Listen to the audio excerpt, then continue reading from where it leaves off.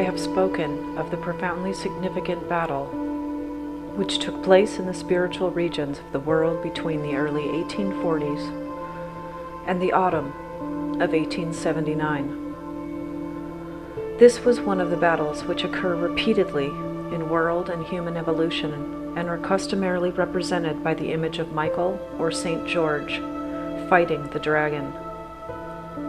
Michael won such victory over the dragon on behalf of the spiritual worlds in 1879. At that time, the spirits of darkness who worked against the Michaelic impulses were cast down from the spiritual realm into the human realms. As I said, from that time onwards they have been active in the feeling, will, and mind impulses of human beings. Present-day events can therefore only be understood if one turns the inner eye to the spiritual powers which are now moving amongst us. I have often drawn attention to the great turning point in the evolution of modern cultural spheres which came in the early 1840s. This was the turning point which brought the full impulse for the development of materialism.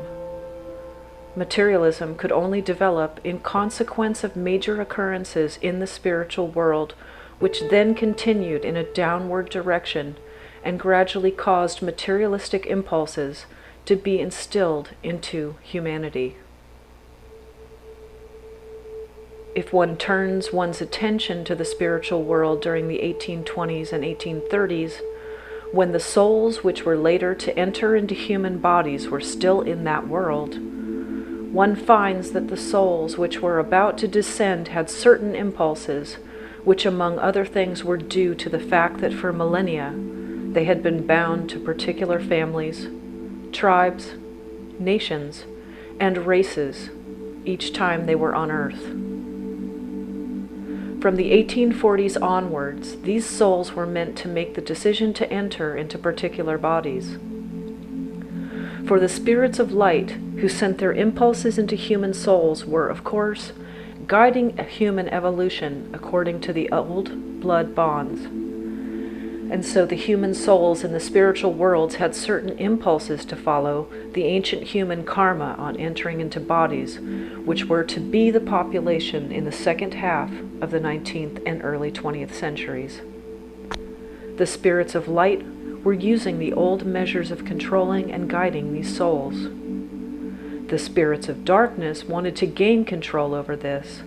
They wanted to drive the impulses of the spirits of light from those human souls and bring in their own impulses.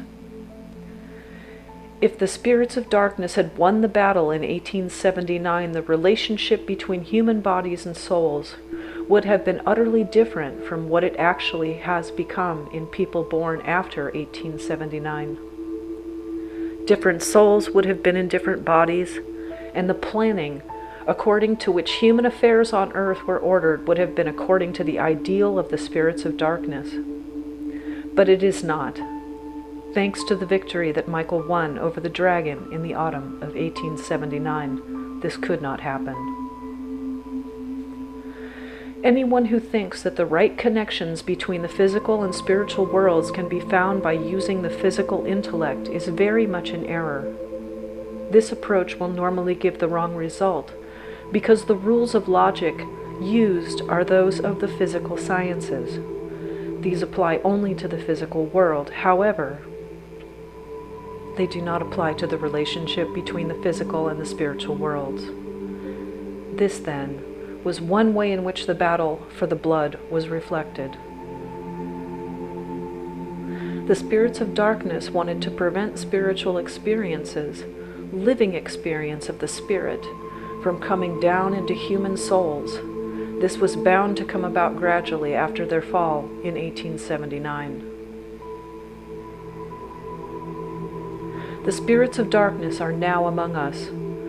We have to be on guard so that we may realize what is happening when we encounter them and gain a real idea of where they are to be found. The most dangerous thing you can do in the immediate future will be to give yourself up unconsciously to the influences which are definitely present. For it makes no difference to their reality whether they are recognized or unrecognized. It will be the main concern of these spirits of darkness to bring confusion into the rightful elements, which are now spreading on earth, and need to spread in such a way that the spirits of light can continue to be active in them. While human bodies will develop in such a way that certain spiritualities can find room in them, the materialistic bent, which will spread more and more under the guidance of the spirits of darkness, will work against this and combat it by physical means. I have told you that the spirits of darkness are going to inspire their human hosts, in whom they will be dwelling, to find a vaccine that will drive all inclination towards spirituality out of people's souls when they are still very young. This will happen in a roundabout way through the living body. Today, bodies are vaccinated against one thing and another. In future, children will be vaccinated with a substance which it will certainly be possible to produce, and this will make them immune, so that they do not develop foolish inclinations connected with spiritual life. Foolish here, of course, in the eyes of materialists. The whole trend goes in a direction where a way will finally be found to vaccinate bodies, so that these bodies will not allow the inclination towards spiritual ideas to develop at all, and their lives will believe only in the physical world they perceive with the senses, out of impulses which the medical profession gained. People are now vaccinated, and in the same way they will be vaccinated against, towards spirituality. This is merely to give you a particularly striking example of many things which will come in the near and more distant future.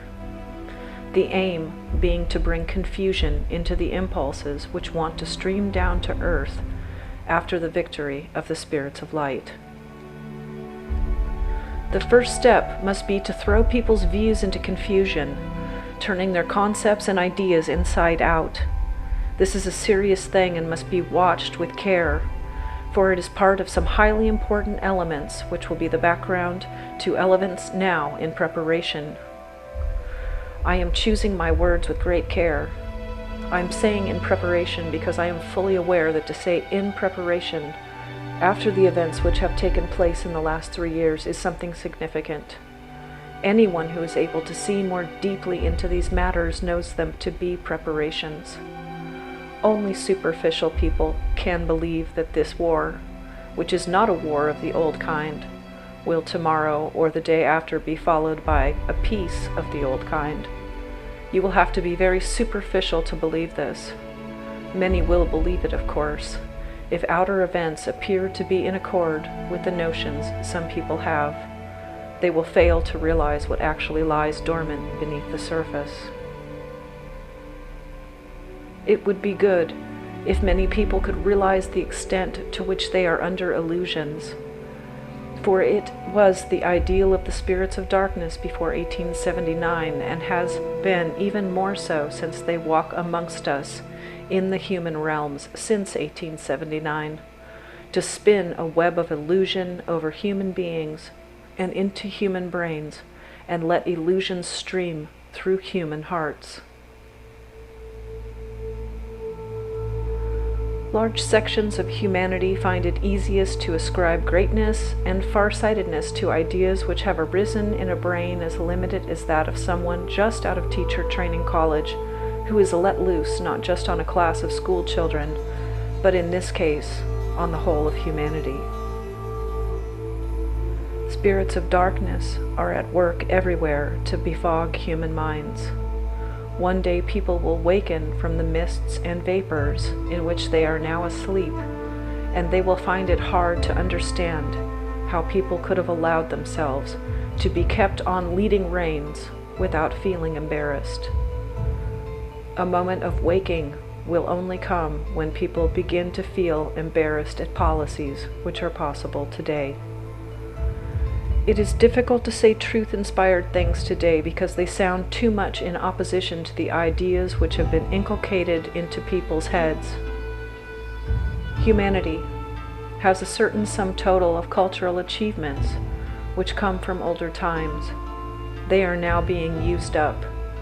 Every day brings evidence of their being used up without anything new taking place. People are so little prepared today to understand and see through such things in their full seriousness. The need of the present time is that we go deeply into the events which have occurred since the fall of the spirits of darkness.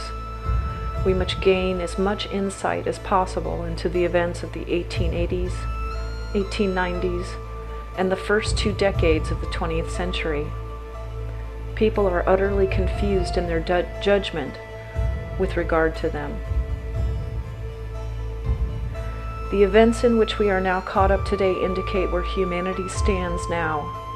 What matters now is not merely to understand them, but to find a way out of them. Yet while there is so little will to penetrate the deeper, real impulses which have led to the present age, practical minds will not be able to understand these matters. It is wrong to think that no one has sufficient insight into the current situation. People simply do not want to listen. To understand the present time, it will be necessary to understand the spiritual evolution of humanity.